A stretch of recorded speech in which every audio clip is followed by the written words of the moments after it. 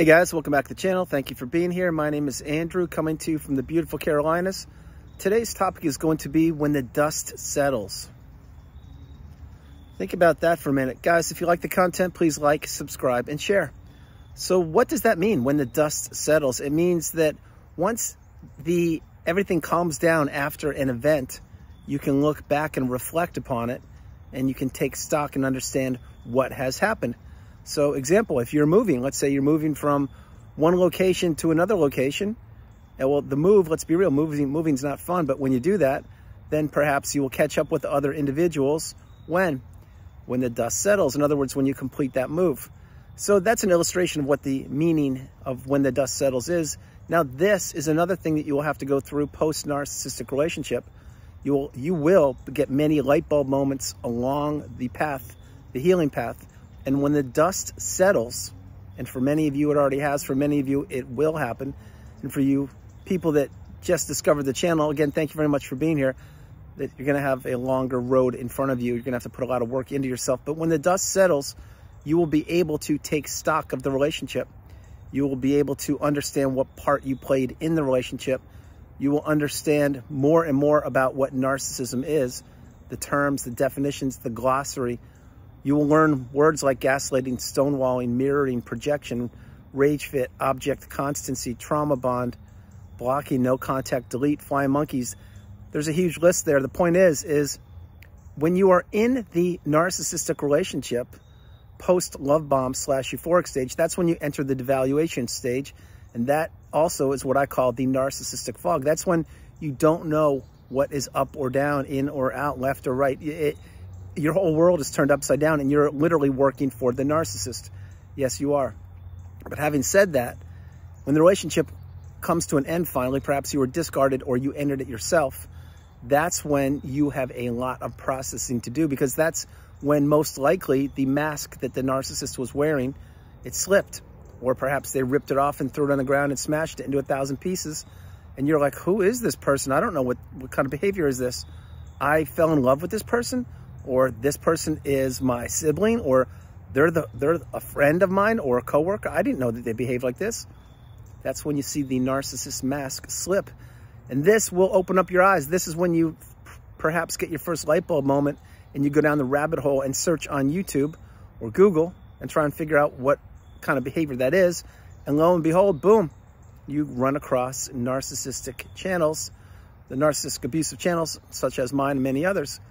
Now, having said that, you will do mountains of work. You will put a lot of time into yourself. This will become your new passion. It will be your focus. You will be consuming lots and lots of videos. You will become more and more educated every day. Perhaps you're seeing a therapist. Perhaps you're journaling. You will want to read the comments section and share your wisdom with the community. These are all good things, because when the dust settles, you will have a clear path onto what happened in the relationship. And many of the questions you are looking for the answers for, you will have them when the dust settles. Example, why won't the narcissist give you closure?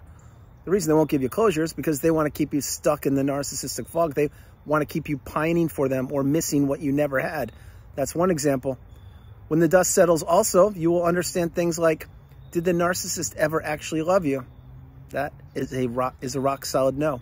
They're incapable of love. They're empty shells. All they do is go from person to person, relationship to relationship, take and extract whatever they can from the unsuspecting individual, which it's my belief that was you at one point. And then when they have used you, manipulated you, lied and cheated and stolen, done all the nasty things that they do, they discard you many times, or the relationship ends and they move on to the next unsuspecting source of supply. That is how it works.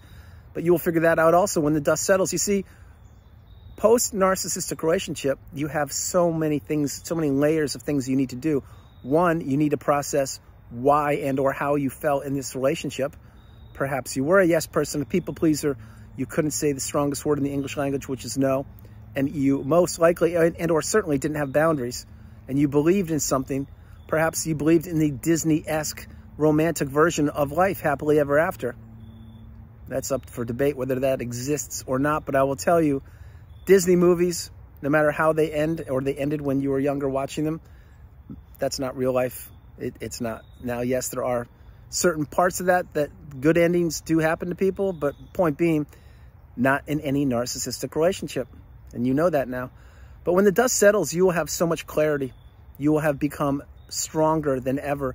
You will have a newfound superpower, which is your awareness on the narcissistic abusive cycle. And you will utilize this to benefit yourself and those loved and trusted ones around you. I know for a fact you will. The reason why is because if you've come through the fire, meaning you've survived the narcissistic abusive cycle, you're going to be craving the knowledge. You're going to be craving the wisdom. You will speak a separate language, which is the language that I speak, and you will understand that, holy cow, you may be in a different part of the world. You may speak different languages, but one language we all share in common is the narcissistic abusive cycle language, because we have the education. We needed it. We wanted it. We were craving it. We had to have it. Why? I'll tell you why. Because you never learned anything about narcissism when you were in school. You were taught home economics and math and geometry and things like that, but you weren't taught anything about narcissism. And then lo and behold, you entered a narcissistic relationship unbeknownst to you. And most likely the relationship ended after a period of time. And then boom, you're like, what is this? I don't get it. This behavior is so abnormal. It's so unusual. Who does this? And then again, you found the channels like mine and many others. But when the dust settles and you can actually process things, meaning you're not ruminating that much, you're not thinking about the relationship the way you used to, you've forgiven yourself, perhaps you've healed childhood wounds, and you're understanding that you are the priority, that you come first, second, and third, that's a good thing. This is when you will get real clarity. This is when you will give yourself closure. This is when you will actually understand that the narcissist is nothing but a hollow, empty shell. They are somebody who wants to take from an unsuspecting individual, and they want to decimate that person. Yeah, I know it's a little graphic or dramatic, but it's true. That is why you can't have a cup of coffee with the narcissist post-relationship and sit down and just talk intelligently. Why? Because you couldn't do that when you were in the relationship. Think about it. You were walking around on eggshells. You were living on high alert. Your sleep patterns were completely disrupted. You were being financially abused, most likely. You didn't know who these strangers were that would just pop up. Oh, they're just alleged friends. They're just, they're just friends of mine. Things like that. Really? Where are these people coming from? I've known you for 10 years. I've never even heard about any of these people in my life. Other strange behaviors you'll put two and two together with will be the smartphones, which is the third arm of the narcissist. They can't go anywhere without a smartphone. They need it. It's an extension of them, just like you became an extension of them. It's exactly how they thrive on all the social media apps or dating apps or wherever they're getting supply from 24/7 around the world. But you will understand that too. When the dust settles, you will have all these light bulb moments. You'll be thinking to yourself, wow, I didn't even understand that people could behave this way. I didn't know people were built this way. I didn't know people couldn't even have a conscience and they just go around blowing up everything they touch.